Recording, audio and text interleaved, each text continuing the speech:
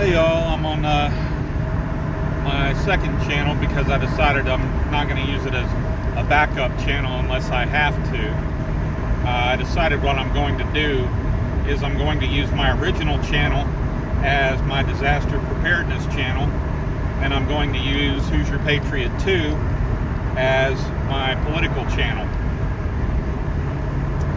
So here we go. I was at work tonight.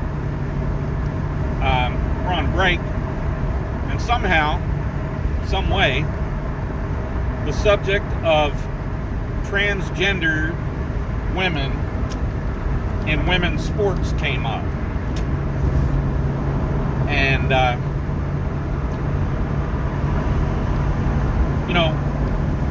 let me say this to start with. People can do whatever they want to their own bodies as long as it doesn't affect other people in a negative way. And I don't care. If somebody wants to mutilate their sex organs and call themselves the opposite sex, I don't care. It has no direct effect on me. That being said, I don't agree with trans women being in women's sports and dominating those sports. I said this to a few coworkers, and one of those coworkers just jumped down my throat talking about, if you don't like trans women, then don't date them. Like, you're completely missing the point that I made. So then I went on the internet and I pulled up examples of trans women dominating women's sports. Like one in particular that's a weightlifter that 6'1", 287 pounds, and won 2 gold and a silver medal in the 2019 Pacific Games. I don't remember the name, but brought that up and just continued to talk over me. So I just disengaged, walked away. With these people that are so rabid on these subjects, that's about all you can do. That's the best outcome you can hope for. Now, this person is not someone that I considered a friend or even an acquaintance that I get along with. No, not at all. But I was having a conversation with a couple of other people, and this person just happened to walk up.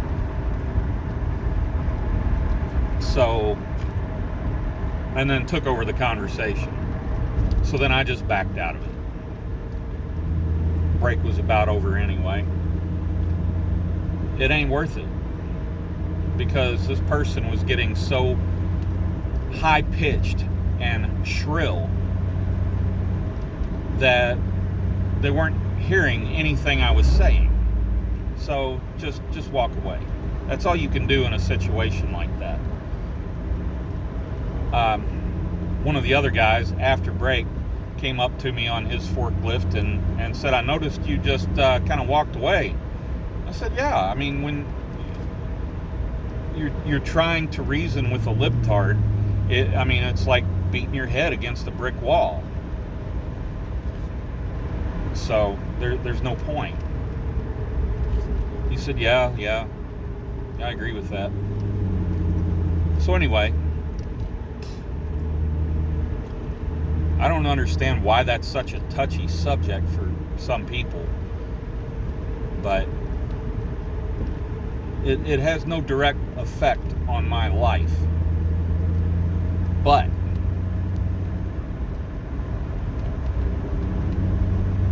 right is right and wrong is wrong. It's a scientific fact that men have more dense muscle fiber than women. That's not misogynistic, that's not sexist. That's just the way it is. And if you are born a male, and even if you take hormone blockers and from an early age and alter your physical self to match how you say you feel, you have not done anything about your muscle mass. If you work out religiously and build up your muscle mass, your muscles are going to be more dense than a biological woman's. That's just the way it is. So that gives them an unfair advantage in some sports.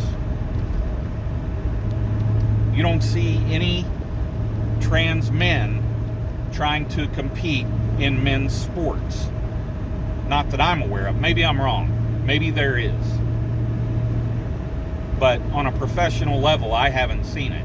And I probably haven't seen it because they can't compete.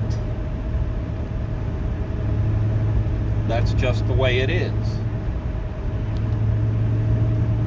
So, either don't allow them to participate in women's sports or make their own category. That's the only fair way I can see. So I've gone on way too long on this subject. This is not something that's foremost in my brain, but this was just a subject I wanted to share with you all because it's something that came up at work.